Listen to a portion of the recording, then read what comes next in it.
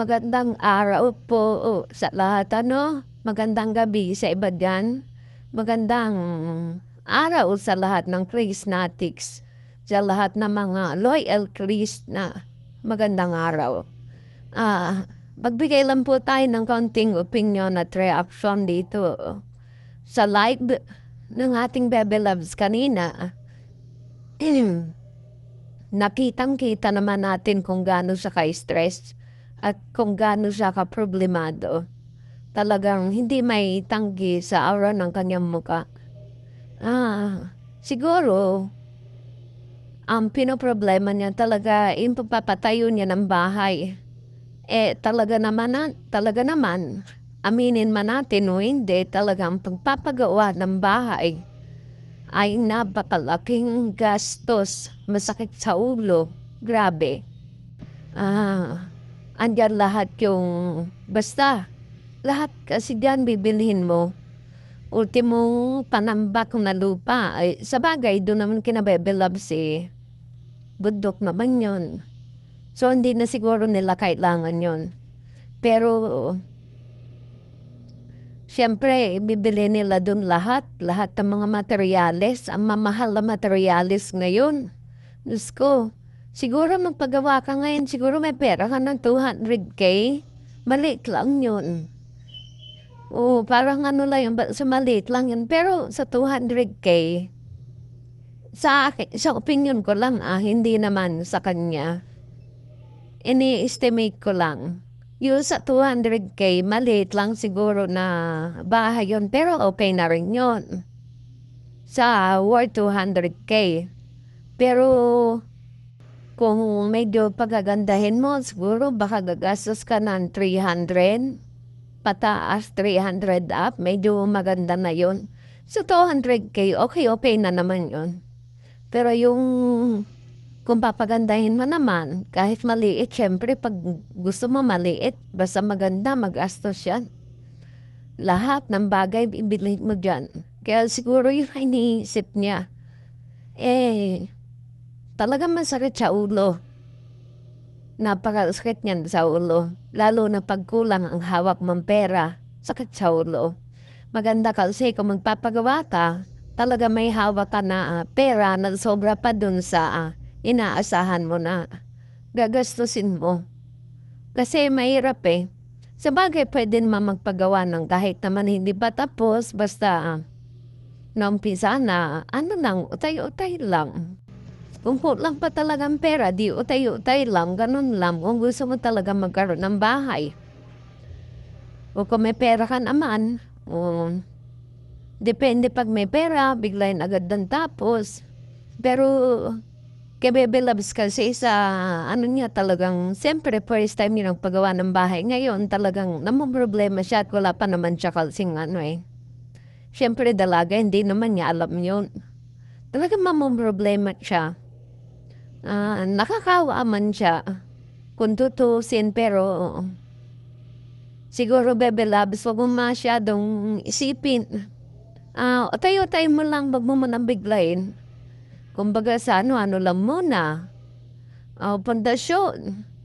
Pagkatapos ang pundasyon, saka na uli, pag sumahod sa ano mo, sa channel mo, saka na uli, utay lang, ganun lang. At saka narinig ko naman dati noon, may tutulong sa'yo. Pero mahirap din umasa yun kasi syempre,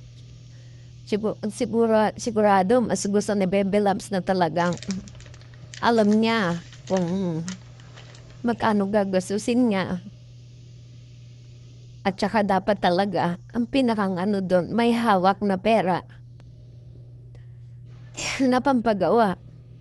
Yun talaga, importante doon. Kaya nga, ang dami nag-aalala sa comment section. Ang dami nag-aalala kay Bebe Loves. Sabi niya kasi dito, nababasa ko dito sa comment section, puro pag-aalala sa kanya. Sabi nga, pray lang be, kaya natin yan. Walang problem ang hindi nasusolve. At totoo naman yun. At dito nga, wait lang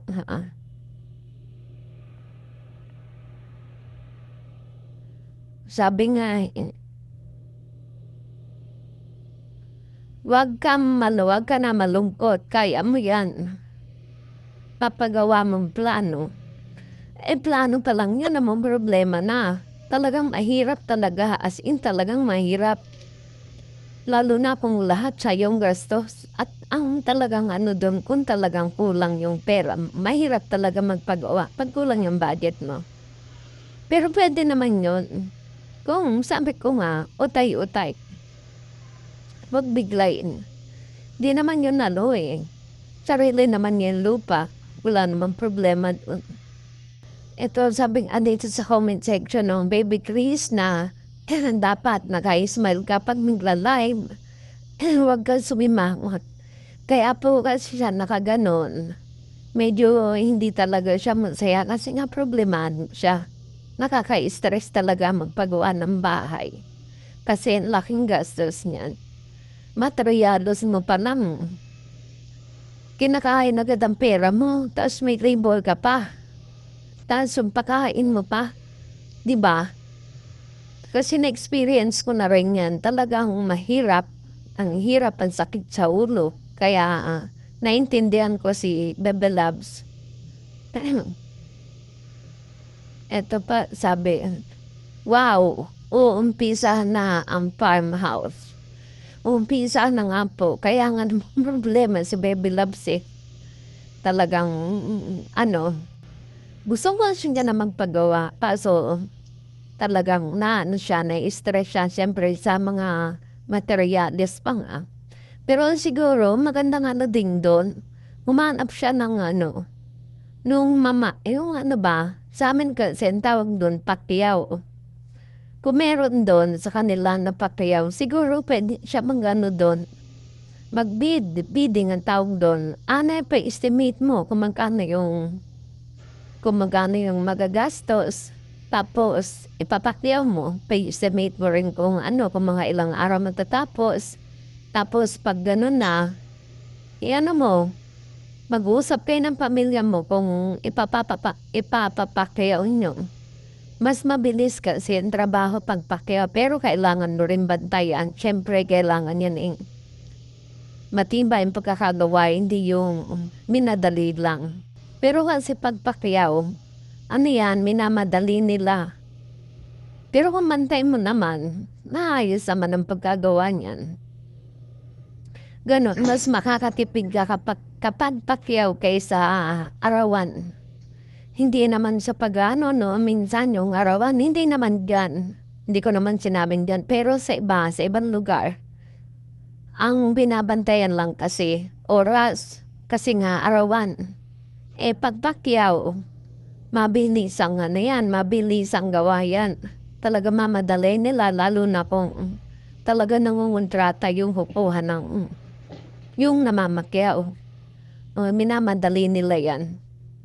Ayun lang siguro mabibigay kong payo sa iyo, Bebe Loves. Magano pa-estimate mo kung gaano kalaki, ang papagawa mo. Pa-estimate mo yung mga materials, kung magkano lahat, at kung mga ilang araw gagawin. Tapos, mag-usap-usap kayo ng pamilya nyo kung magkano, kung pwede nyo ipapakyaw. Isimitin mo kung magkano yung kung magkano yung kung ilang araw matatapos. Madali lang yan pag naumpisan mo na napagawa yan, makikita mo yung resulta na naging problema mo, magiging masaya ka. Sa umpisa lang talaga masakit sa ulo kasi nga yung gastos talagang nakaka-stress. Wala man yan walang pahingang gastos. Kabibili mo pa lang halimbawa pa ako, mamaya kulang na naman, ganon. May kulang na naman, may bibiling ka na naman. Ganon. Kaya, pa-estimate mo muna. Kung kakalsya yung pera mo, di go. Pero kung hindi pa, pautay-utay mo muna. Tapos, ayun na nga, kung ilang araw magagawa, at kung halimbawa naman na may budget ka nga, ipapakyaw mo na. Mas makakatipid ka sa pakyaw. Yun lang naman. Pag naumpisan mo yan, ay makikita mo resulta. Ang ganda. Sabihin mo sa sarili mo, wow, nakapagpagawa na ako ng bahay na hindi ko na pinroblema ko pero ngayon ang ganda ng resulta. Pag nagawa yan, bebela, mas maalis lahat ng stress mo. Sa umpisa lang yan. Kaya mo yan.